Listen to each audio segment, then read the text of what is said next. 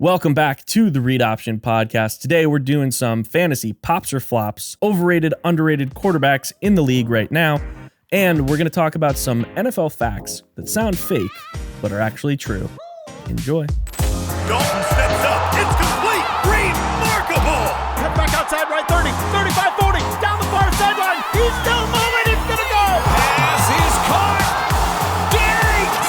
Sideline. Touchdown. Unbelievable.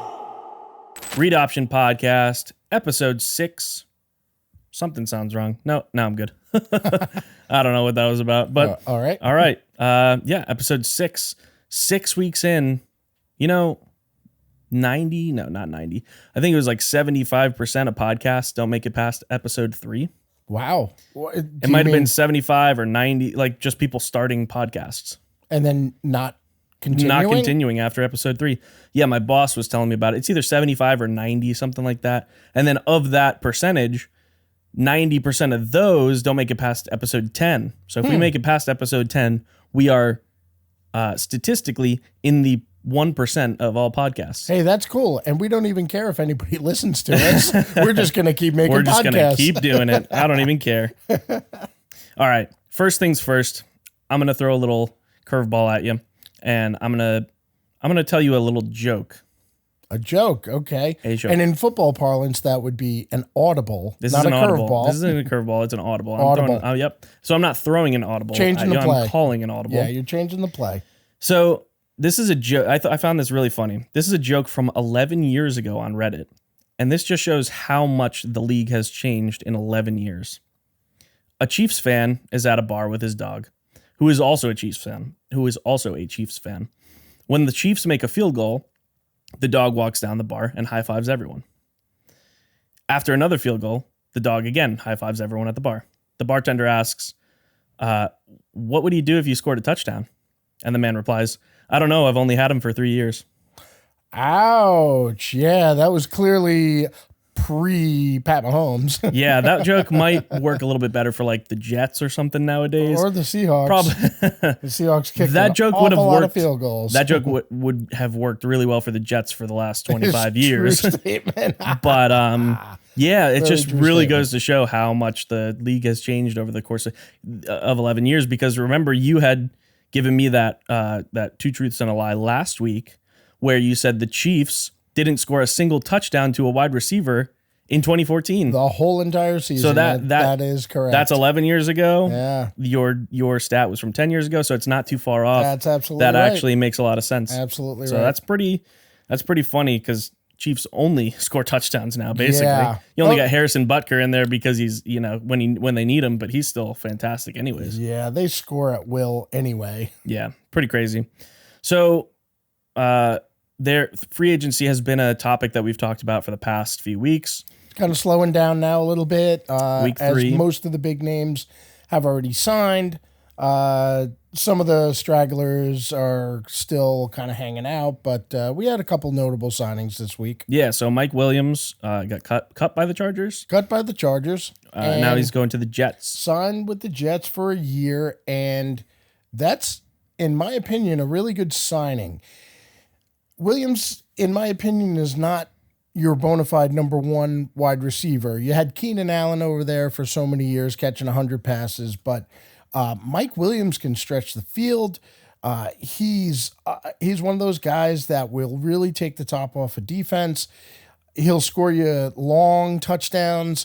He's not going to get you 100 catches. He might get you 60 or 70, but he's going to break 1,000 yards. And if Aaron Rodgers has anything left in the tank, I think he's really going to do a nice job for the Jets, quite honestly. Yeah, and in my opinion, they don't need him to be the number one guy Sure, there you because got they got Garrett Garrett Wilson, Wilson, who's sure. had 1,000 yards last 2 seasons. Right, and he's with more of that possession type receiver. Wilson's not going to catch you like 15, 16-yard average, but No. Mike Williams is going to be your deep threat over there, no doubt. Yeah, and with Aaron Rodgers throwing, probably, if he's got anything left from his old days, maybe throws for 4,000 yards. You got a lot of yards to go around compared to what Zach Wilson was doing. Absolutely. I love the signing. I think the Jets really need a guy like him to go with some of their other young stars. Brees Hall, Garrett Wilson. You got some good offensive talent over there. Yeah. And maybe even a fantasy sleeper going into like week 5 or 6, take a peek at what Mike Williams is doing if Aaron Rodgers is healthy and himself, because you never know. He might be a nice third wide receiver option. Sure. And you know what you're getting out of Mike Williams from a fantasy perspective? It's a boomer bust kind of thing. He can get you that 3 catches for 130 yards and 2 touchdowns, but he could also go 1 for 7 where he only gets 2 targets. So you got to be kind of careful with him on the fantasy front. Maybe use him as a bye week kind of fill in, or have 2 other guys around him that are going to cover for his lack of consistency. Let's put it that way. Yeah, I agree. But new system, you never know. Never know. Big trade rather. L'Jarius Sneed traded to the Titans from the Chiefs for, and I believe this is confirmed, a 3rd round 2025 pick and a 7th round 2024 pick swap. Correct. Which is underpaying in my opinion. That's what I read. And so for somebody that is one of the top defensive backs in the league to give up just a 3rd round pick and a swap, wow, I'm pretty surprised that they would let him go for that little asking price. So he's a really good defensive back. I'm not really sure what they were kind of thinking. It remains to be seen, but when you get a guy in the backfield like that or in the back of the back end of the defense, I'm not sure why you give that up. I know that the at Chiefs least for what you did give him up for, like but you gave him up for nothing almost compared to what he's worth. And they have a good young defense over there, so maybe they were thinking we got young players around him that can kind of cover for the loss. But it's going to be interesting to see how the defense kind of covers for that. Yeah, definitely moving forward. Yeah, I mean, maybe not. We don't have enough really stats or years on him at this point, but that's kind of like giving up Richard Sherman and then you got Byron Maxwell. You know, it's like, well, Byron Maxwell was good on the right side or on the left side rather, but Richard Sherman, he's been your guy and he's really solid. You don't know what's going to happen without him there. Sure. So I wouldn't put Snead up there with Sherman quite yet, but no. But it's you're giving away your best guy. But I also would have liked more than a 3rd round pick. Exactly. Yeah, maybe to get a better corner in the draft. Sure. Yeah. All right, and then the last signing that was kind of weird. You like him better than I do, but we both agree this was kind of a awkward signing. Jerry Jeudy signed an extension with the Browns for 3 years, up to $60 million. Yeah, I'm not Now it's up to $60 million. I believe the base was like 42, but still, that's a lot of money for a guy who's always been a number 2 wide receiver and never put up more than 70 catches in a year. So I understand that the up to 60 million is loaded with incentives. So and I like those contracts because they're basically like, hey, if you play above and beyond what we're paying you at your base salary, you can make X amount of dollars. Yeah. The team makes out on that. So I don't know what the conditions of his salary are, but just say, for example, like Geno Smith, the year that he went to the Pro Bowl and he signed a conditional laden contract where it was essentially like, you show us that you can, make this, and this as far as stats go, and we'll pay you more money for it. So that's kind of the opposite of, say, a guaranteed contract where you just say, okay, so if you die in a fiery plane crash, we're still going to pay you $800 billion, right? So we will talk about some guaranteed contracts here in a little bit too, but you're right. Jerry Jeudy up to 60, so that's a $20 million a year contract. Jerry Jeudy, 70 catches a year. He's not really a 100 catch guy. Yeah. I don't know. If you're looking at the team that he came from, the closest wide receiver that might be worth that is Cortland Sutton. Cortland Sutton. And Maybe give Cortland Sutton that money, but not Jerry Jeudy. And I thought Cortland Sutton, in my opinion, was a better receiver than Jerry Jeudy. Yeah. Jeudy was highly regarded coming out of Alabama, coming out of college, but he really hasn't put up the numbers that you would kind of expect for, to be a number one kind of guy. No. And if I remember correctly, was Jerry Jeudy on Alabama? Where did he come out of? Jerry Jeudy In college. Alabama. Alabama. So, and he played with who? Who was his quarterback? Was that Tua? So you had 4 guys inside of 4 years. You had Tua, Mac Jones, you had Jalen Hurts, and you had... This is what I had seen on Instagram was the wide receivers that Tua was playing with were basically all made to look way better than they actually were, and Jerry Jeudy was included in that. So the 4 wide receivers were Jerry Jeudy, Henry Ruggs, Devonta Smith, and Jalen Waddle. Now, Jalen Waddle probably lives up to the hype. Devonta Smith lives up to the hype. Agreed. But Jerry Jeudy, not so much. Maybe Tua made him into kind of a superstar, and then he fell off a little bit. His draft stock might have been a little higher because of Tua. I agree. He's going to the Browns.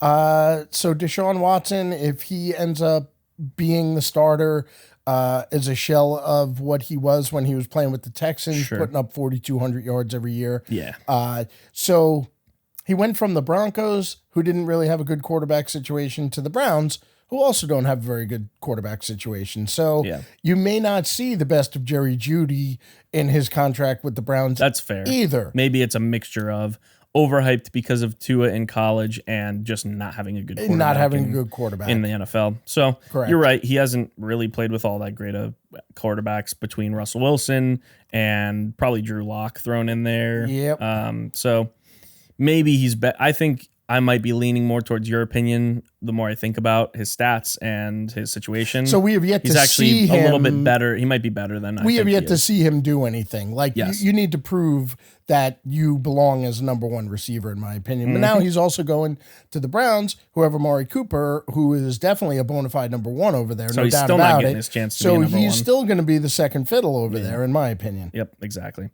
Last free agent signing, I'm going to bring up Trent Brown. Big offensive tackle, signed a 1-year deal with the Bengals.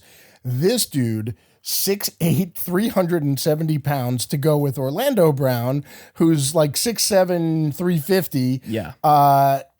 Unfortunately for Trent Brown, this is his 5th team in 9 years. So he's kind of bounced around the league a little bit. I don't know that he's an elite tackle. But they had to make up for, I believe Jonah Williams was the guy that left. Burrow needs somebody in front of him to protect him, no doubt. He's needed someone. Really, no question about that. So you give Burrow some protection, and he stays healthy. He's going to light up the scoreboard, no doubt about it. Yeah, Burrow's great, and also somebody that we're going to talk about a little bit later. Absolutely. I just want to reiterate this every time we do this segment. We're not going to be a fantasy football podcast, but we do want to talk about fantasy because it is kind of an integral part of being a football fan. A lot of people play fantasy. A lot of people want to know about fantasy statistics and who's good and who's not. So we're going to do a little bit of fantasy pops or flops here. We're going to talk about 3 different guys who we think are going to either pop or flop. And we're going to start off with Jalen Hurts. Jalen Hurts, in my opinion, is a pop. This guy, I'm gonna call for him to be a pop pretty much every year. He is one of, I would consider, 3 bona fide fantasy quarterbacks rushing. Yeah, dual threat quarterbacks between Lamar Jackson and Josh Allen and Jalen Hurts. Hurts may not throw you for 40 touchdowns, but don't forget, in a lot of leagues, your quarterbacks throwing for touchdowns might only be 4 points as opposed to 6 points for rushing touchdowns. Depends on the league. But Jalen Hurts running for double-digit touchdowns pretty much every year. He's a bona fide pop. He had a little bit higher interception rate last year than he did the year before, but the year before, he was well on his way to potentially leading the league in fantasy points until he got hurt towards the end of the season, and my boy Gardner Minshew, the mustache, came in. Hell yeah. But Jalen Hurts, he's got two sick weapons over there between Devonta Smith and A.J. Brown. He's got a decent tight end over there. Decent running game, although he just lost DeAndre Swift, but now they just picked up Saquon Barkley. Yeah. Barkley is a much better pass catching back, so I think Jalen Hurts definitely a pop. All right, so I'm going to go flop, but not flop in the sense that he's going to be bad. I'm just going to say that he's not going to have as good of a season as he had this past year. So number one, I don't think he's going to run for 15 touchdowns again. I think that's going to regress because 15 is a huge season for a quarterback. The second thing I'm going to say is the Eagles seem to have had a locker room issue last year where either Hurts lost the locker room or their coach lost the locker room. In general, they lost like 6 of the last 7 games or something like that. I don't remember. It was either 6 of the last 7 or 5 of the last 6. And it just seems like there might be some shit going on back there that might not be good. And number 3, he lost Jason Kelsey, and that's a big loss. So I'm going to just call that he regresses. I'm not going to call that he's not going to be a top 5 quarterback next year, but I don't think he's going to pop as well as he did this past year. Okay. Derrick Henry, number 2. This one's a little interesting because Lamar Jackson steals a lot of the running from that team, or a lot of the rushes from that team. I'm going to go pop on Derrick Henry. I think he's on the best team he's ever played for in this Ravens team. The Titans were good for a few years, but I think this Ravens team is solid. They lost McDonald on defense, but their offense is really good, and Lamar Jackson's the best quarterback he's played with. They're going to run the ball like 600 times. They're going to run read options. They're just going to basically, you're not going to know who's going to get the ball because it's going to be between Lamar or Henry, and no matter who gets it, you're not going to be able to stop them. Go ahead. No, I was just going to say their read option might be a fake handoff to Henry with Lamar Jackson running around the end. Yes, it's exactly. not going to be a read option like a read option run pass. It's going to be a read option who gets the ball. It's not going to be an RPO or no, whatever. it's going to be an RR. Yeah, exactly. So Henry and Lamar, I feel like nobody's going to be able to stop them. I'm going to go out and say Henry's going to rush for 5+ yards a carry this next season. Ooh, I like that. I'm on the same page as you are. I think Derrick Henry is going to be a pop. Do I see him running for a crazy 1,500 yards again? Probably not. But he is, in my opinion, at least going to match what he did last year, which was 1,100 yards, double-digit touchdowns. He may even see a little bump in that. You may even get up to 12 or 15 touchdowns because that is a team that wants to run the ball. And it has been years since they have had a bona fide number 1 running back to complement Lamar Jackson. Yeah. You brought it up a couple podcasts ago that Lamar Jackson has led the team in rushing for like the last 4 years. Yeah, since 2018 or 19. So I see maybe potential regression in the yardage, in the rushing yardage that Lamar gets simply because they want to save some wear and tear on his body. Mm-hmm. Okay. Derrick Henry, they know they're going, let's face it, Derrick Henry was an all-in, we're Super Bowl bound this year or not. Because Henry doesn't have too many years left, in my opinion. He's over 30, so maybe you get 1 or 2 or 3 good years out of Henry. But I think this year, Henry's rejuvenated. He's going to be a huge focal point of the offense. And I think running behind that line, he is going to have a monster year. I'm with you. Derrick Henry is a pop, in my opinion. Yeah. Am I remembering this correctly? Mark Ingram was their last great running back. Maybe not even great, but good running back. Was Ingram on the Ravens? He was on the Ravens and for, I think, maybe a year. He was like their best running back in the last, I don't know how long. Well, his best seasons came with the Saints, obviously. Yes. So they had picked him up. Saying and something. I think he did run for 1,000 yards with the Ravens one year. I don't want to drop a coach's challenge on this next time, so we're going to look that up. Yep. But Ingram did play with them. So since then, they've had Gus Edwards. Who was They've decent. Justice Hill. They've had the one guy from Ohio State. I can't remember his name. He keeps getting hurt every year. Yeah. So that's saying something that Mark Ingram was their last good running back. Agreed. And now they have a great running back who Agreed. might still have a few years left in him. Absolutely And he only signed a agreed. 2-year contract. So Correct. if they only need him for 2 years, then they only use him They for 2 are years. thinking Derrick Henry is going to help us win the Super Bowl in 2024 and 2025. Yeah, I exactly. think that's what they're thinking. Yep. Last guy on our list is one of our favorites, I think, because he was just awesome last year. Sam Laporta. Let's go with your opinion first. I'm going Pop again. All three of my guys I'm thinking are Pops. Sam Laporta was excellent this year as a tight end, a rookie tight end. Yeah.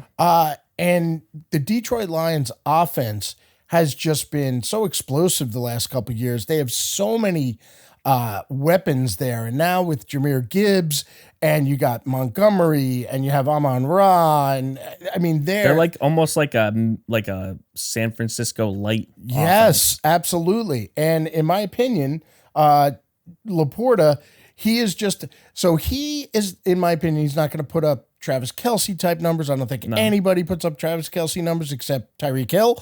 But Sam Laporta, I think is going to build on his great rookie season. Didn't catch for a lot of yards. I mean, he was barely 880 or something like that. barely had 10 yards a catch. But I think maybe his touchdown numbers go up a little bit this year as Goff gets a little bit more comfortable with him in the offense. And he's certainly a great blocker. Of course, that doesn't really help in fantasy at all. But I think you got yourself probably at least a top 4 tight end in fantasy in Sam Laporta next year. I don't think he regresses this upcoming year. I'm going to go Pop as well. I think he's a beast. And I'm going to go out and say that he goes for 1,000 yards this upcoming year. Maybe just barely, but I think he'll go for 1,000 yards. I think the Lions are going to be as good, if not better, next year. Mm-hmm. So and Goff is just getting more confident by the year, which is awesome because it's good to see a guy like that. And they're kind of almost like a I guess sleeper rival to to Seattle now, because every time we play them, we always have a really good game, and they can't beat us for whatever reason. That's really strange. That's true. But I think I like seeing Goff do well because it was kind of it was a little sad seeing him like not have the confidence with the Rams and lose in the Super Bowl, and so to go to a team that he has confidence with and revive his career is kind of cool. I agree. He's kind of one of those humble guys. You never really see a whole lot of fanfare out of him. You never see him getting in anybody's face. He's very low key. He's a guy that's easy to root for, Goff. And it's really easy to see, unfortunately, because as Seahawks fans, we're thinking, all right, we're this is going to be our year. We're kind of convinced this is not going to be our year. But you look at the way the Lions, they went to the championship game last year and really had that game won and fell apart. In my opinion, that's going to be a springboard for them to I'm making a bold prediction. I see Detroit potentially in the Super Bowl next year. Yeah, almost like what happened with us and the Falcons when we lost to the Falcons. Agreed. We were that close, and then we got over the hump because it bothered us all season long. And then we beat the crap out of the Broncos. Yes, and we dominated the best offense on the planet. Yeah. So sometimes you need that little push in the right direction. Agreed. All right, we're going to do overrated, underrated quarterbacks edition. Let's jump right in. Let's not even waste any time. Justin Fields, overrated or underrated? Interesting that you would have picked him. 2 or 3 weeks ago, I would have said overrated. But now he was given up for a 6th round pick. Yeah. That's pretty lousy. Yeah. When you think about it. So the idea is that he is being rated very poorly. Oh my gosh. Yeah. So overrated, underrated by whose standard? Apparently The Bears. Apparently, no, in the entire NFL. In the entire NFL, Think true. about it. If you really wanted Justin Fields, you could have had him for a 5th-round pick. You could have stole him for a 5th-round pick. Yeah. Think about the quarterbacks you get in the 5th round these days. Like, you just, Tom Brady and Russell Wilson, and I know Wilson was a 3rd-round pick, but you just don't get stud quarterbacks like that. No. Brock Purdy is such an outlier, and you have to put him on a team with Hall of Fame talent around him. Yep. And we'll talk about him in a little bit. Sure.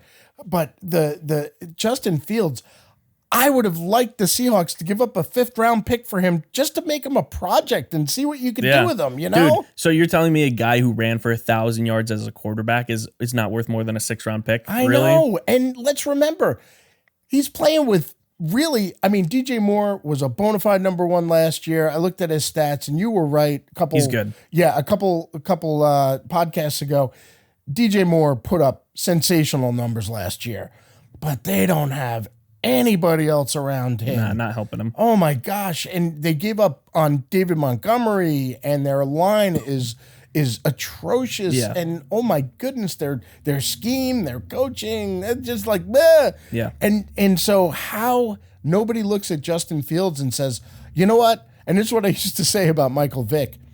If you don't trust him to throw the ball, let him run like crazy until he gets hurt and have a good backup. Yeah, it's true. Because he's going to be a dominating weapon until he gets hurt. Yeah. But have a good backup, up until that point. 100%. And just let Fields run wild. I think with good coaching, Justin Fields could be even a good passer. I agree. Yeah. So Justin Fields, underrated. I would have said underrated. All right. One of our favorites, Gardner Minshew. The mustache. The mustache Minshew. I'm going to go underrated. I'm going Minshew. underrated with you, man. His stats really don't show that he's like a great quarterback. Nope. Even like a very good quarterback, but Nope. he's a good quarterback. And the fact that he's been a backup for the last 2 years, 3 years means to me that he's better than other starters that are in the league. Let's put Without it that question, way. He without could start question. on other teams, maybe 5 or 6 other teams Mm-hmm. that have starters that are not as good as him. He hasn't really gotten to prove himself all that much except for his rookie year. Because, again, he hasn't been the starter. He was the starter this past year, but only after like week 5 or 6. Correct. So Minshew, And almost brought them to the playoffs. He went 7-6 as the starter for the Colts and missed the playoffs by the one game. They ended up losing to the Texans, who were, a great story in and of themselves. Sure. But in my opinion, he's a lot like Fitzpatrick. So this year, he's definitely a journeyman. He's on the Raiders. He's playing for his 4th team out of 6 years in the league.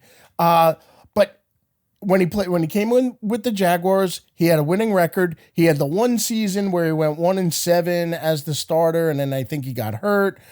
They had a really terrible team that year, though. Yeah. But then he went to Philly. He went 1-1. The year that Jalen Hurts got hurt.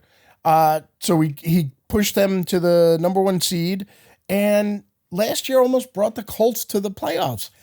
I love this guy. He's a gamer. Yeah. He is a gamer. And he's awesome. He's much like Fitzpatrick in the sense of if you have him on your team, you can guarantee that your starter is going to get hurt at some point, and then he's going to come in and have to fill in. Yep. That's just the way And it he's is. going to throw for 300 yards, 3 touchdowns, 2 picks, a fumble, and a rushing touchdown. Yes, that's pretty much his stat line almost every week. Yep. All right.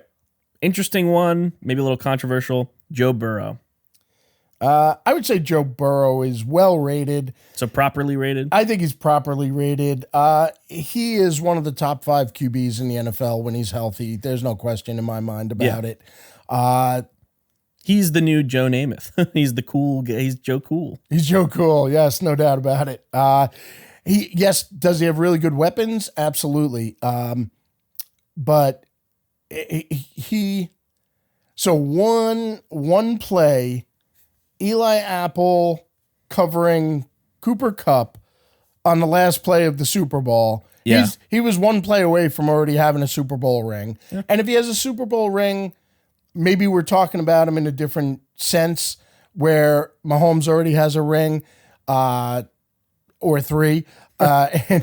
So I think Burrow is pretty well regarded as one of the top 5 quarterbacks in the league when he's healthy. I would say he's really good, but he's not Pat Mahomes. Nope. And I don't think And no one anybody's is Pat Mahomes yet. Nope. Nobody. All right, Brock Purdy, unfortunately, one of our like bittersweet kind of quarterbacks in the league because we kind of like him. We think that he's a good quarterback, better than people think that he is, but he's on the 49ers, a division rival to Seattle. Agreed. So it's a little bittersweet because we want him to succeed, but we don't want him to succeed at the same time. Correct. Yes. I would say at this point in his career, he's probably still underrated, but he's coming on pretty strong where people are starting to realize, yes, does he have weapons out the wazoo? Absolutely. He's got crazy weapons to work with over there, but he also has to make good decisions. He also has to make the proper reads, and he does that. So I think a lot of people may still see him as a game manager, or they might just say, oh, well, it's easy when you hand off to McCaffrey 25 times a game, or it's easy when you have, Kittle and Ayuk and Debo to throw to all game long.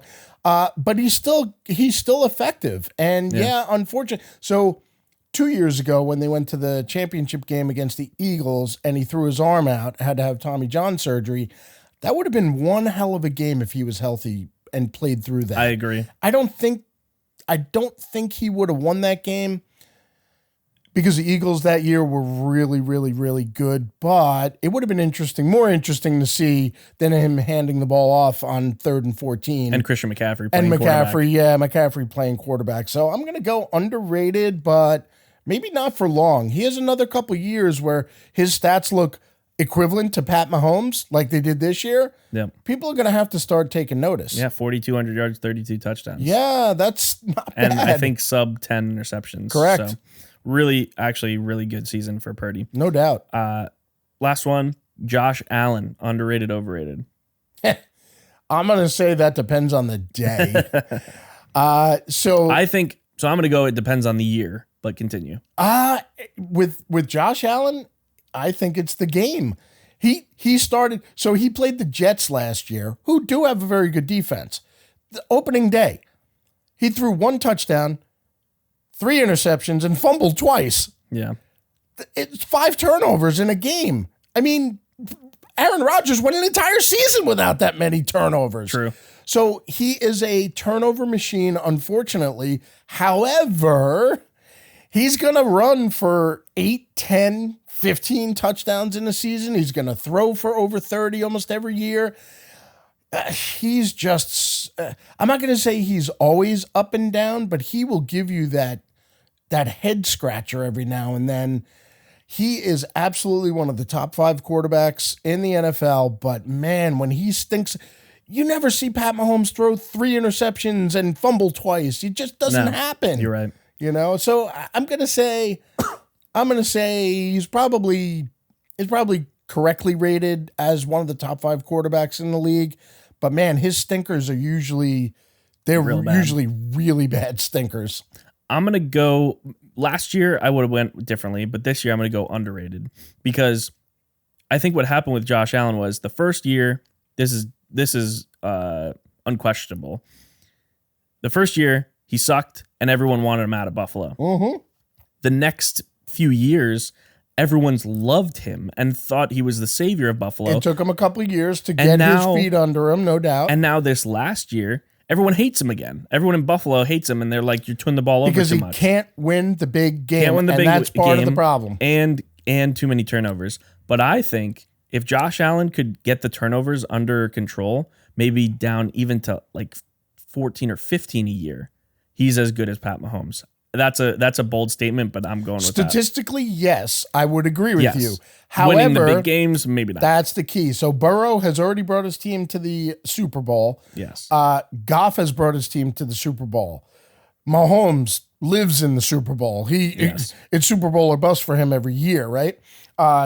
So the 2 guys that you're looking at, kind of scratching your head and saying, can they get over the hump? You got Lamar Jackson and you got Josh Allen. Yes. And so Josh Allen may end up being like a Dan Marino at the end of his career if he can't win one. Just puts up bonkers numbers. Yeah, this guy was one of the best ever. but could never get his team over the hump. He could never get his team, into the Super Bowl or win the Super Bowl. So I think Buffalo, they win their freaking division every year. A lot of times they're getting a first round bye. No, not anymore. But they just get steamrolled by the Chiefs. Yeah, the kryptonite. They just can't win that. They can't get over that hump. And I think the more it goes on, the more or the less people appreciate Josh Allen. Sure. But I think that if he gets his turnovers under control, he might be able to get over that hump, because then he doesn't turn the ball over in crucial situations in the big games. Agree. And that leads to not losing with 13 seconds left against Pat Mahomes. Maybe he's up by 2 scores instead, and he doesn't even have to worry about that. One of the sickest games that you will watch. 2 plays down the field. I think they combined for 50 yards or something and kicked the field goal. And Butker, and beat him in 13 seconds. Yeah, that's just sick. But when you don't do that for your team, it sticks in people's minds. But only one quarterback does do that for their team. I know. But Josh Allen, you can put up all the great stats you want, a la Dan Marino, until you can get them to the Super Bowl and potentially win the Super Bowl, you might end up feeling the heat because you just can't get over that hump. I think if Pat Mahomes doesn't exist, we're talking about Josh Allen in a different light. I would probably agree. Josh Allen, if Josh Allen's kryptonite is Joe Burrow or Lamar Jackson, then he's going to the Super Bowl a few more times or a few times in general. Because it's Pat Mahomes, he hasn't been there yet, unfortunately. Agreed. And you think about the young talent in the AFC for quarterbacks. You got Mahomes, you got Josh Allen, you got Lamar Jackson, Joe Burrow, and Justin Herbert. Yeah. You got 5 studs that aren't even close to their 30th birthday yet. Well, Pat Mahomes is getting there. What? He's almost 30. He's getting there. He's 28 now. Yeah, but think about that. Yeah, you're right. And quarterbacks are going into their 40s nowadays. Gosh, absolutely. And it's almost the way the NFC used to be when you had Rodgers and Matt Ryan over there and Russell Wilson. These guys were like leading the league every year. And now you got 5 young studs that are, man, any one of them, in my opinion, any one of them could lead the league year in, year out and go to the freaking Super Bowl. They're that good. It's true. All right, let's pivot. We're going to jump into one of our segments called Dude, What Are You Talking About? So this is a segment where we talk about some NFL stats or NFL facts that sound fake but are actually real. I'll go first. All right. This one, I think, is going to be the most fun out of all of them. And I haven't even seen yours yet. Okay. But this is hilarious to me. In 2016, the New England Patriots had more starting quarterbacks than interceptions. They had 3 starting quarterbacks between Jimmy Garoppolo, Jacoby Brissett, and Tom Brady, and they combined for 2 interceptions.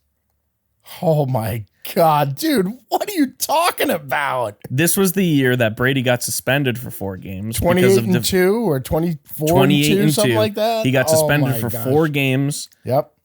Because of Deflategate.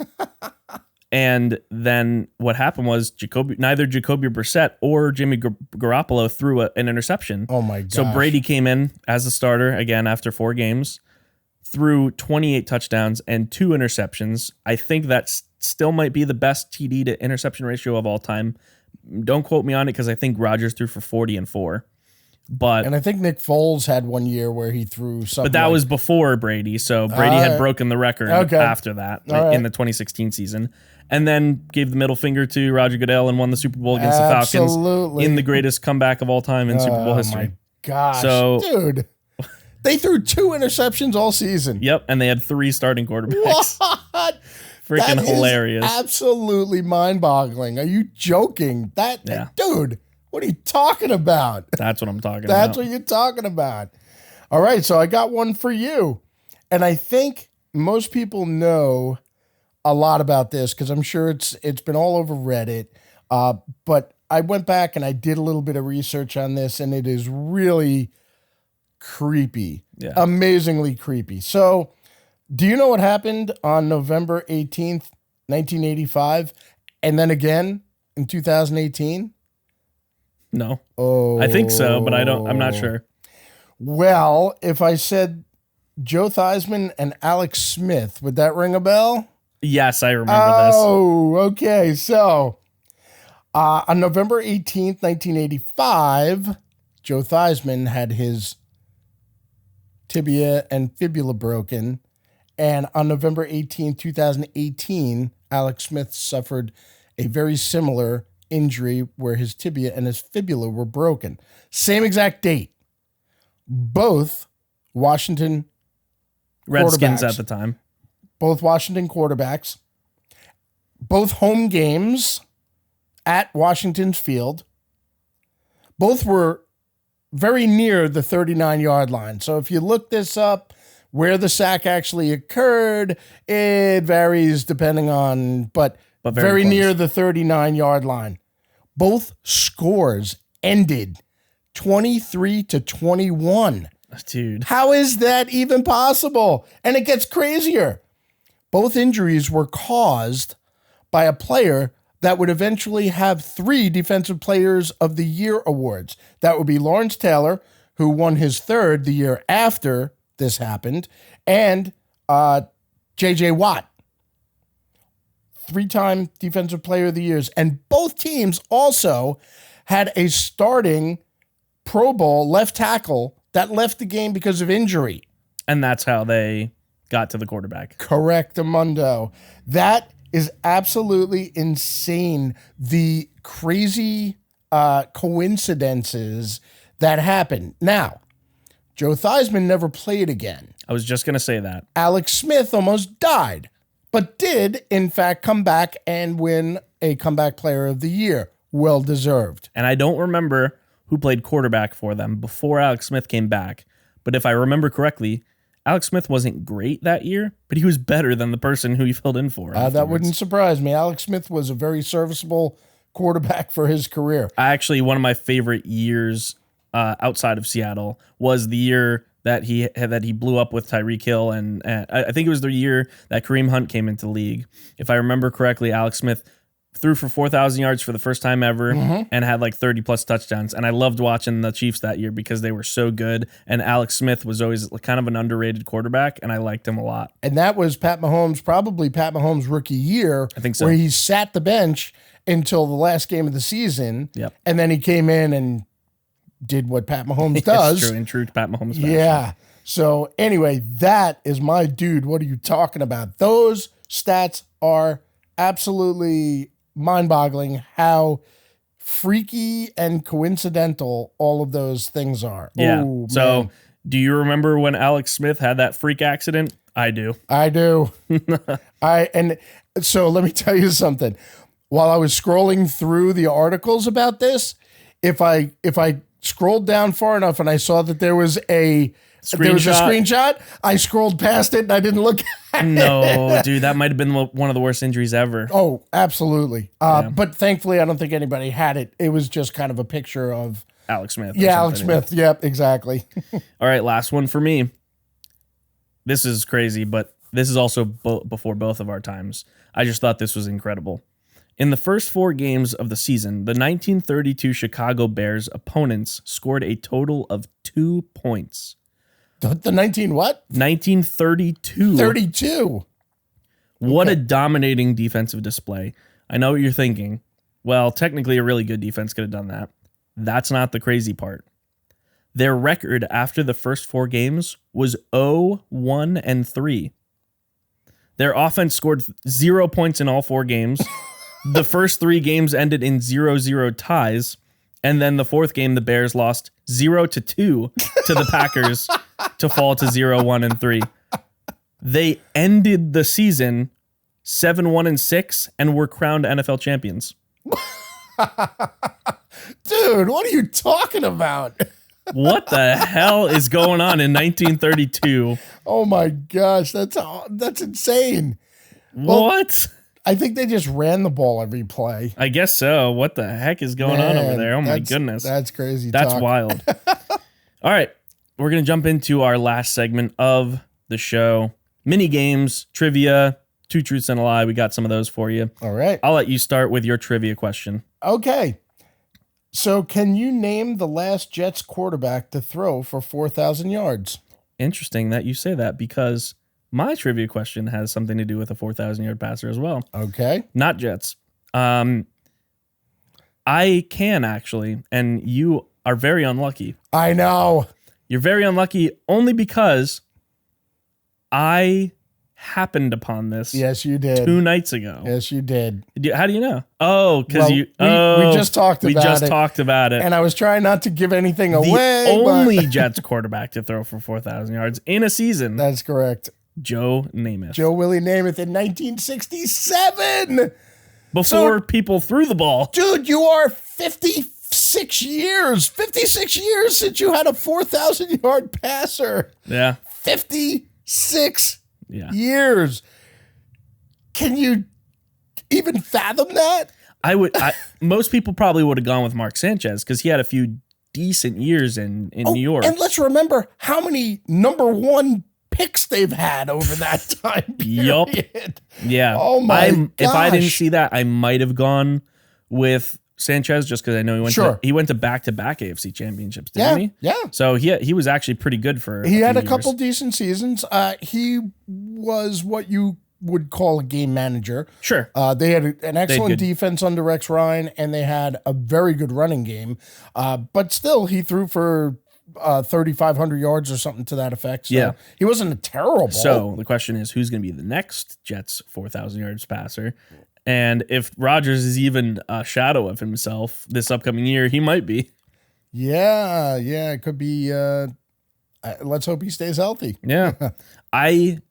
Outside of Seattle, the Jets might be one of those teams where living in New York, we can't really stand their fans because a lot of the fans that we've met, Jets fans, have been insufferable. I hope they lose every game. I hope from they lose now every game until too. they go out of. But that's existence. a freaking team that might be fun to watch with Aaron Rodgers. Even if we hate them, they're going to be fun to watch if Aaron Rodgers is good. They have a very good defense, and they have, if they have a good quarterback like Aaron Rodgers, They'll have they good have offense. a couple weapons, and they're going to be fun to watch. I mean, Yeah. they beat the Bills last year.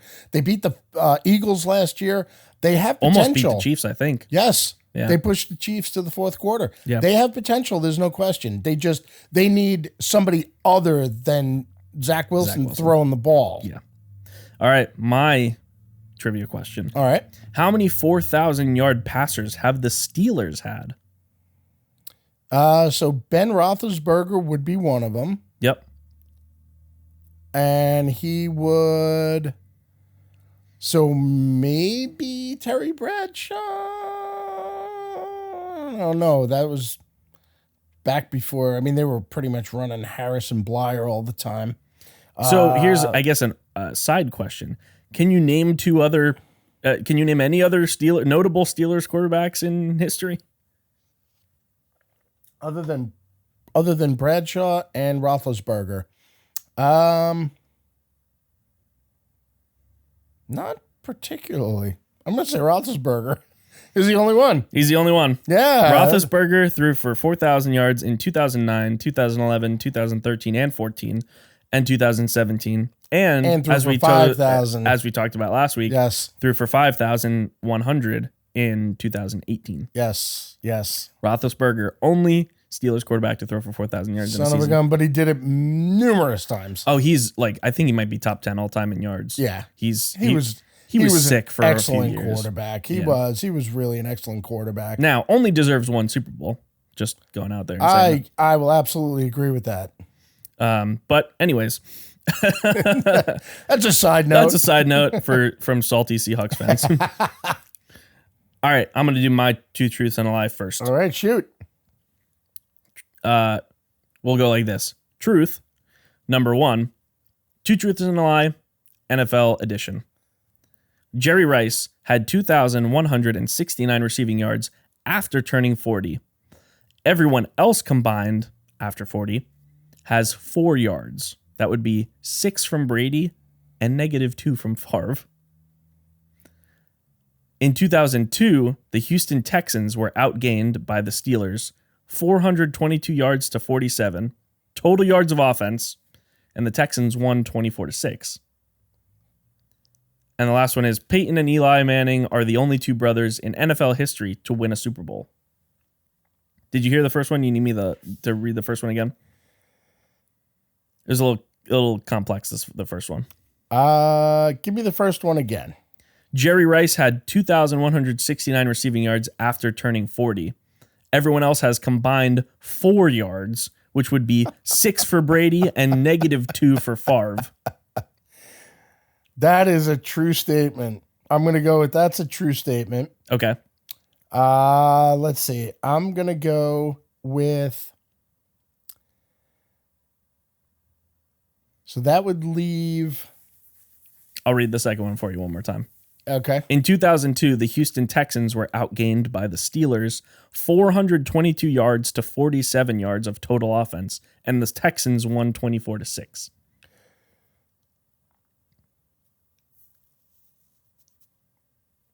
And the third one was?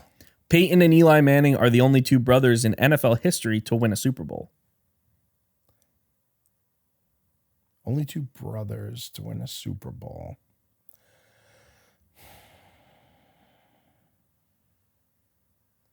I'm going to say the Peyton and Eli is the lie. What's your reasoning? Because there had to be other brothers that won. I'm just taking a flying guess right now. All right. Well, you did get it correct. Okay. That is right. So do I? That is the lie. Can you come up with the two brothers? Tiki Barber. I don't think Rondé Barber won a Super Bowl. Rondé Barber definitely won with the Bucks, I think. Did he? I thought he did. We're gonna fact check that right now. I thought he won with the Bucks, but it might have been before his time. Rondé Barber, Super Bowl. Okay. So after the 2002 season, Barber won Super Bowl XXXVII against the Oakland Raiders. Tiki Barber never won a Super Bowl. Wait a minute. Because he That's left the right. Giants before they won. However, you still got the lie right. I'll give you a hint as to who the other two brothers are. Okay. I believe it's only 2 other brothers in history. Okay. They're the most recent brothers to do it. So Peyton and Manning. Oh. Wait, Kelsey didn't win? Yeah, he did. Wait. Jason Kelsey won the Super Bowl. With. Wait, he was on the Eagles, wasn't he? Yeah, and guess who he beat? Wait a minute. Tom Brady. Oh, yeah, he was on that back then? Yeah, he won with Nick Foles. Oh, my gosh, he was on that team back then. Yeah, he was. He's been in the league for a long time. Yeah, you're right. He's been, and I think he's only ever played with the Eagles. Oh, gosh. That might be the only team he played with. No, I think you're right. Yeah. I wouldn't have thought he was on it back then, but that's probably, I mean, So, if it's a 10-year career, that's probably still enough to get her done. You were correct on the whim. But how crazy is that? That's right, the Barbers. So let's circle back on the two truths. Jerry Rice had 2,100 receiving yards after turning 40. That I knew. So everyone else had 4 combined, and it wasn't actually 4. Yeah, it was -2 because of Favre and 6 from Brady. 2 quarterbacks caught their own passes. Yes, and Favre lost yards. Yes, of course he did. Then the 2002 Texans were outgained by almost 400 yards worth of offense. So what year was that? 2002. So they were outgained by the Steelers. It must have been like 7 turnovers. 422 yards to 47 total yards of offense, and they won 24-6. Like, they didn't just barely beat them; they pummeled them. There must have been at least a couple pick sixes Tons or of something. turnovers, more than It likely. almost sounds like our Super Bowl against the Steelers. Yeah, very statistically lopsided. Yes. But somehow the other team won. Yeah. Well, when you have the refs in your back pocket, True. that kind of helps. All right, last 2 truths and a lie. All right, I'm going to hit you with 2 truths and a lie. NFL edition. NFL edition. The Colts have the longest winning streak, not including playoffs, in NFL history with 23. Say that one more time. The Colts have the longest winning streak, not including playoffs, in NFL history with 23. Okay, so that's not current. That's just could be all time. Of all time. Of all time. In 2022, Austin Eckler set the record for receptions by a running back with 107. Okay. And the third, in 1982, Mark Mosley, who was a kicker for the Redskins, won the MVP award. All right. Mark Mosley won the MVP award. I'm sure of that. Okay. Don't ask me why I know that. Okay. Because I was going over some weird facts the other day. Yeah, I know. We're reading the same freaking Reddits. No. All right. So that's one. That's the truth. Now, I'm almost positive a different running back broke the record for receptions by a running back. The number one was the Colts, right? Colts had a 23 win Colts streak had a 23-game winning streak. in history. Correct. All right. So In the last 10 years. all right. 15 years. So recently. Okay, It recently. wasn't like a 1932 kind of thing. All right. I'm going to go with then I'm almost positive, and I might get this wrong, but almost positive a different running back has the receptions record. So you go. So I'm going with that Austin as Eckler being the lie. All right. So you would be correct. Who do you think would have broken it? It is a very obvious choice. Obvious choice? Yeah. I thought it was Alvin Kamara, but I might be Negative. wrong. So Negative. obvious, like last few years? Yeah. Oh, shit. Christian McCaffrey. You got it. Christian McCaffrey in 2019 had 116 catches. Holy cannoli. And I think he might have ran for 1,000 yards that year. So that was going to be another trivia question I had for you. I don't think you would have gotten it, but only 3 running backs in history to run for 1,000 and catch for 1,000 in the same season. Well, one of them would be Marshall Faulk. You got it. And then the other one would probably be, I'd be surprised if you got the one. way back when. It's not way back when, but it was in my era, not your era. Interesting. Okay. And this guy was popular, really good. Popular name or you not? probably wouldn't recognize it. Really? Yeah. He played on the Niners with Joe Montana. Oh yeah, I wouldn't get it. Roger Craig. I do know that name though. You know the name, but it would have taken you a long time to but come up Marshall with that. Faulk, he's Yeah. he's an underrated running back because I never hear his name Oh my in the top gosh. 10 running backs ever. He was Never. absolutely one of the, and so the reason he didn't run for 30,000 yards was because he was catching for Dude. 15,000 yards. Yeah. He was just that good. And also had the luxury of having the longevity because he played for longer than a guy like Alexander, I believe, And played well for Oh longer. yeah. For he was. He had absolutely, stats for years. And when we talk about best running backs of all time, it would be remiss of me not to mention his name at the very least because he didn't get the running stats that a lot of these guys like Dickerson and Peyton got, but he was catching for 800-900 yards every season on top of running for 1,000 yards. Yeah. So yards from scrimmage, I'm going to bet Marshall Faulk is up there in the top 10. And Hall of Famer? Oh, yeah, I would imagine so. I yeah. assume he's in the Hall of and Fame. played on some great Rams teams. Yeah. No doubt. All right. That's it for us. right. That was a fun episode. That was actually really fun. Absolutely. Putting a bow on this bad boy. Yeah. So, as some of you might have recognized, this is, I wouldn't say filler, but we are in a dead zone of the NFL season. So we're kind of trying to piece together some of these episodes. Once the season and especially like the draft and the schedule comes out, we're going to have a lot of fun segments for you guys. Oh, yeah. Of course, when the season comes, it's going to be chaos. So we're not even sure how that's going to go. Heck yeah. But yeah, we just bear with us. It's I think these are fun episodes. So if Sure. you're enjoying, leave us some comments on the social media definitely and let us know. Yep. But that's going to do it for this episode of the Read Option Podcast. That's Razorback Jack and Tommy Touchdowns. We'll see you next time. signing off.